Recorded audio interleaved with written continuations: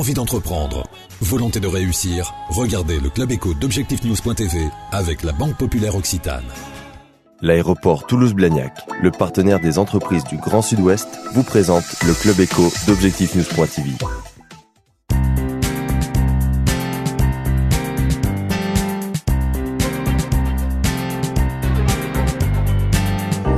Bonsoir et bienvenue dans le Club Éco d'Objectif News. Nous accueillons ce soir Emmanuel Auriol. Bonsoir. Bonsoir. Vous êtes professeur à Toulouse School of Economics. On peut commencer cet entretien peut-être par définir le poids économique du Grand Sud. Donc on le rappelle, 3 régions globalement, Midi-Pyrénées, Languedoc-Roussillon et Aquitaine.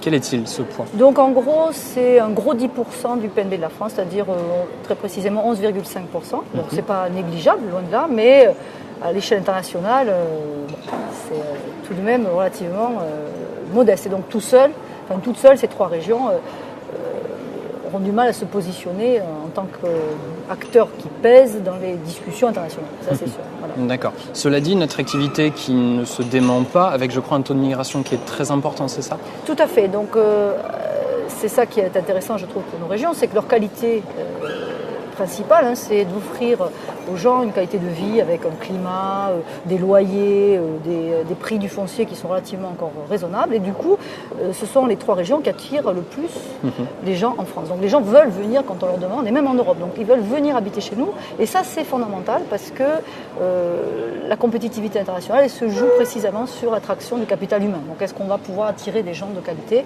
C'est l'exemple de l'École économique de Toulouse ou d'Airbus. Leur succès se fonde précisément là-dessus, cette capacité à avoir attiré des cadres.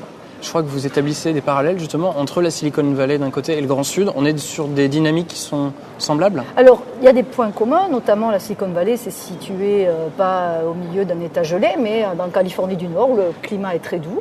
Donc ça a contribué évidemment au succès de cette région. Et je pense que c'est pareil en ce qui concerne le Grand Sud.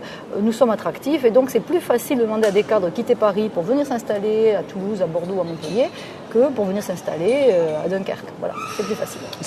Cette attractivité, comment est-ce que vous l'expliquez ? Est-ce qu'il s'agit du climat, du dynamisme économique qui existe déjà ? Alors je pense qu'au départ, il y a le climat, mais ça ne suffit pas, bien évidemment. Et donc, si je prends l'exemple de l'École économique Toulouse, qui est un succès toulousain, ça a été possible parce qu'il y a eu d'une part la navette qui connectait donc Toulouse à Paris, et ça c'était grâce à Airbus, et d'autre part Internet. Donc à un moment donné, il faut des infrastructures, il faut être connecté au reste du monde, tant virtuellement que physiquement, donc du transport. Et ça, c'est la responsabilité des politiques locaux. Il y a des efforts à faire justement en matière d'infrastructure pour gagner encore en attractivité ? Il me semble que oui. Alors par exemple, je pense que la ligne TGV Bordeaux-Toulouse, c'est une très bonne nouvelle parce que ça nous rapproche, ça nous met à 1 heure de Bordeaux. Je pense qu'il y a des efforts à faire aussi du côté Toulouse-Montpellier, parce que Toulouse n'est pas la mieux placée, on le sait bien, avec les Pyrénées en plein milieu.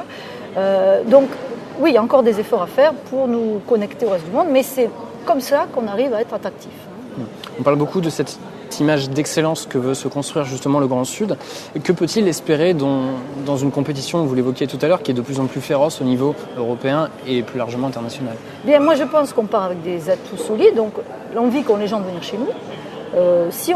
Donc des infrastructures qui sont quand même pas du tout négligeables, qui existent, donc il faut renforcer. Et je pense que le dernier point, c'est évidemment les services publics, notamment tout ce qui est éducation et santé, et en particulier enseignement supérieur, puisque la Silicon Valley s'est pas construite par hasard en Californie du Nord. Il y avait Stanford d'un côté, Berkeley de l'autre. On a besoin de capital humain, je répète, pour faire des entreprises de pointe et pour attirer ces entreprises. Donc nos régions doivent faire un effort sur ce plan-là, je pense, pour nous rendre attractifs au reste du monde et asseoir notre image d'excellence. Côté université, recherche, innovation, on a déjà ce qu'il faut. Est-ce qu'il faut tendre vers un modèle presque américain, je pense au MIT par exemple, où on voit que les entreprises sont très proches finalement des grands centres de recherche? Moi je pense qu'on a beaucoup d'efforts à faire, on n'est pas du tout encore comparable à un MIT ou un Berkeley ou un Stanford. Et je pense qu'effectivement, il y a des efforts à faire pour se rapprocher des entreprises. Et là, je pense qu'il y a un problème aussi de financement, d'accès au capital risque pour les entreprises innovantes. Ça, c'est un autre problème, un problème qui ne dépend pas de l'université, mais des banques, qui ne va pas s'arranger dans les années qui viennent, à mon avis.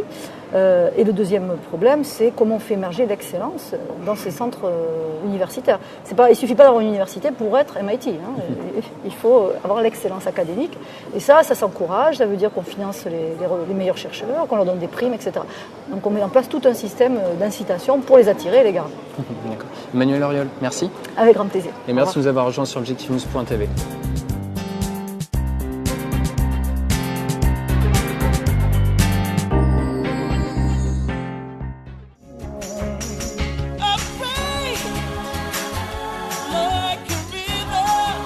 Envie d'entreprendre? Volonté de réussir? C'était le Club Éco d'ObjectifNews.tv avec la Banque Populaire Occitane. L'aéroport Toulouse-Blagnac, le partenaire des entreprises du Grand Sud-Ouest, vous présente le Club Éco d'ObjectifNews.tv.